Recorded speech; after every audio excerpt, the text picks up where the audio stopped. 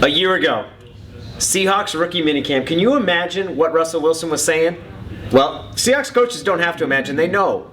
Pete Carroll and John Schneider talked to us about this on Friday, which was one of the most interesting things. They put a microphone on their rookie quarterback to watch how he went through his first days as a Seahawk. It's pretty cool, Russell Wilson story, Danny, but I think it's even bigger than that, right? These are the avenues that this organization goes to in its scouting. You don't just happen upon Cam Chancellor or Richard Sherman by happenstance. You don't hit on these guys in the late rounds just by coincidence or the odds are in your side. It happens because of your evaluation both through the process, and I think the key term that Pete has used, he used with us on Friday, and I think we'll continue to hear, and that is learn the learners. You got to learn the learners, and whatever means to, and you go about that, whatever means to the end that is, well, they are very aggressive in finding new ways to evaluate. It's really interesting to see the two different elements because you have the GM who's really in charge of getting the parts, right? That's who they pick in the draft, where they use their draft picks. But that's only the start of the process of integrating them into the team because then now the coaches have a hold of them.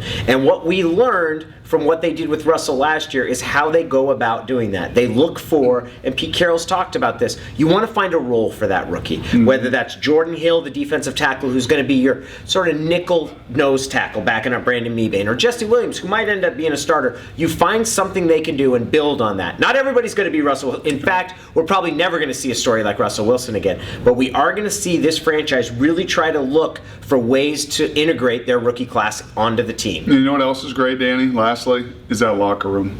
That locker room that is also going to be a little bit of a laboratory for these guys and for these young guys to assimilate and to grow into. And those guys, unlike 3 years ago when they started this process and they had to evaluate, and even with the quarterback, as you just said, they had to find that quarterback.